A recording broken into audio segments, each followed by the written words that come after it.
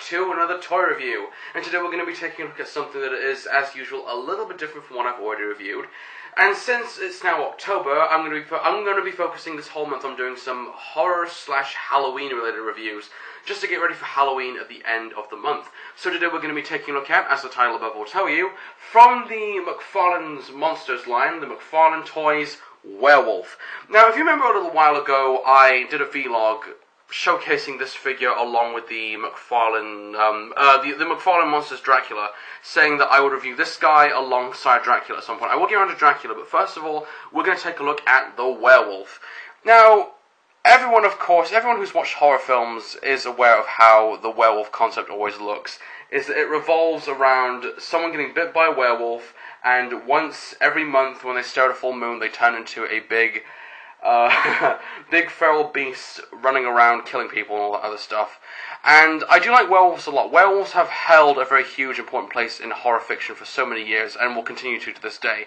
And the many reasons why I like this figure so much is because, unlike most werewolf figures, and unlike most werewolves that have been seen in films and comics and whatever, this is a much more different take on the werewolf than that has already been seen over the past. In that this is the way that this figure looks from top to bottom, it's a very John Carpenter, David Cronenberg inspired style werewolf, and I like that a lot. I like this figure just because it takes so many different things from what you would not already expect for a werewolf to have, and it just looks fantastic. I like this figure a lot.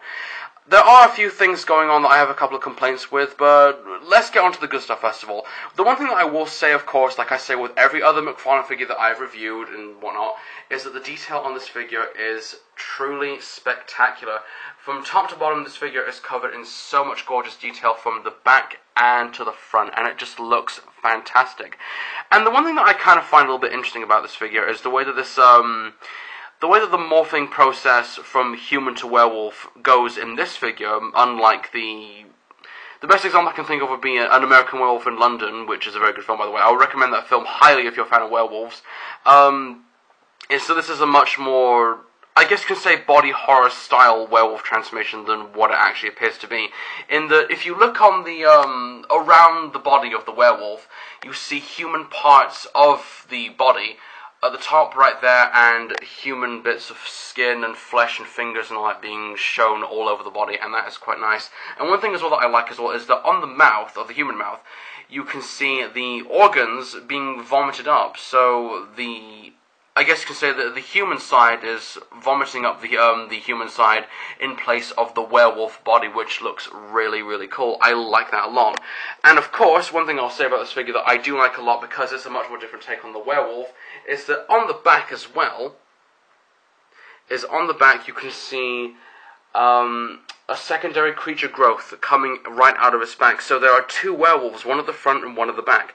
And that is really, really cool. I like that. Very creepy, very, again, very John Carpenter, David Cronenberg inspired. I would imagine that if those two directors teamed up one day to make a werewolf movie, this is how I think that they would do it. And in fact, if one day we can see that film come to pass, then that would be kind of good, because at the moment horror films are kind of really falling down at the moment in terms of just overuse of gore, not much of atmosphere, but anyhow.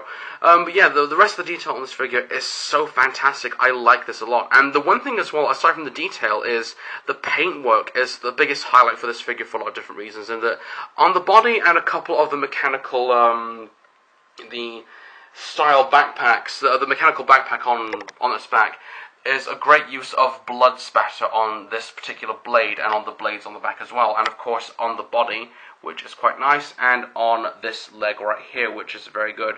A great use of blood colours on this figure, and of course, don't forget on the head as well.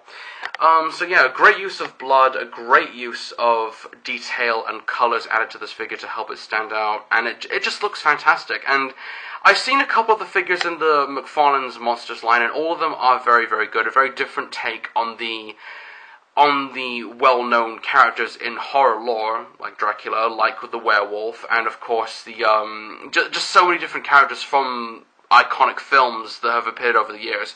And this just looks, I guess you can say, a much more realistic approach to the werewolf, or realistic slash opposite style of how the werewolf would be done in most movies. And the one thing that I will say, of course, is since this figure is not meant for playing with, it's only just for display purposes, this figure has got some good articulation in that the arms, of course, can move back and forth and up and down like that. The wrist right here can rotate as well, and the legs can move as well. And of course, this figure has a lot of chains over it. Of course, on this arm right here, where you can see some skin being torn off, where the werewolf fur is being exposed on this arm. So 2 chains right there, and 1 chain to the leg and to the belt at the back, which is quite nice. So this is quite a busy looking figure in terms of detail, and a lot going on in terms of its loose bits just hanging off. It looks fantastic, and of course this arm will rotate as well, and the blade, or this blade in particular, will move up and down like that. It doesn't really serve a real purpose, but it's a nice moving blade. It does what it needs to do, and of course these blades will move just slightly. However, I will say one thing is that these blades at the top are quite fragile, so try not to use any force to move them with any sort of strength at all. So if you move this one in particular, because it's held by a very thin chain, be very careful with that, because enough force can make that chain snap over time, so be very careful with that. But nonetheless, you can move this back and forth, and these pieces as well, to add a little bit of a mechanical tone to this backpack, which is again a nice looking mechanical backpack attached to this arm. And one thing as well is that on the head as well, you can see that on this werewolf head is some skin, which of course is... It doesn't really serve much of a purpose for this one particular figure, but it just looks creepy altogether. But this one particular piece, the plug of skin right here over the head, actually serves as where the head of the werewolf would come out of the mouth, and you would have bits of skin just over this head right there. But it is actually removable in that these 2 wires, well, this one in particular, this wire of course is connected to this mask, which if you take that off, you can get a good look at the werewolf head. And let's look at this head first of all. That is one gorgeous looking head. This is a really gorgeous looking figure. Now I know I said that in the past about a lot of McFarlane figures, is that they all are gorgeous. So you'll hear me say that over 1,000 times. So you know what?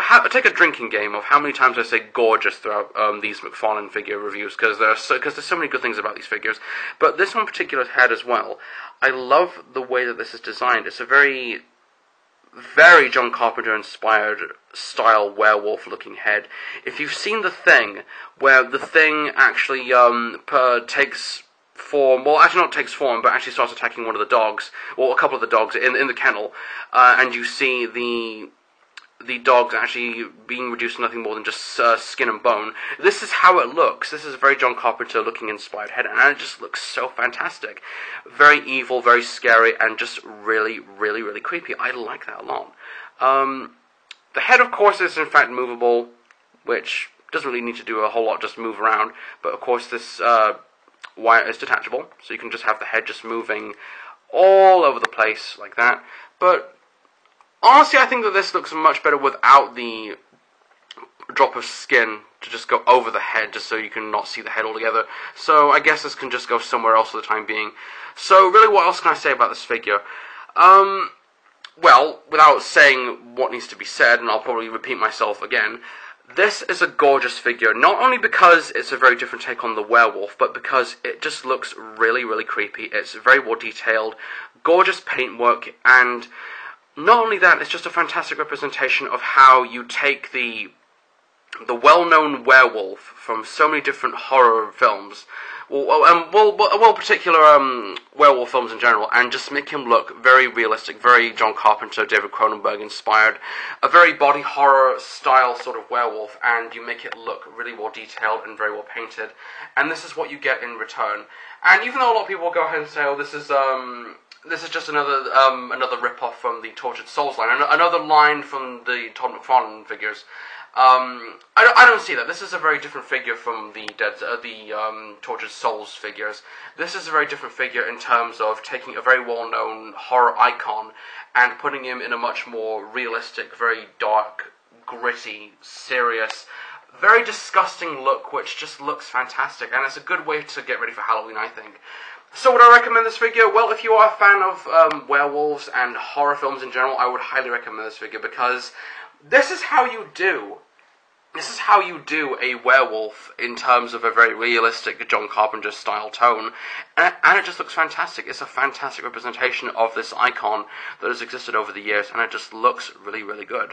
Throughout this month of October, I will be looking at, of course, the McFarlane's Dracula, and probably be doing some movie reviews soon. So until then, thanks for watching, everybody. This has been the McFarlane's Monsters Werewolf, and I'm Skullgrim Monferrot. Thanks for watching, everybody. See you all soon.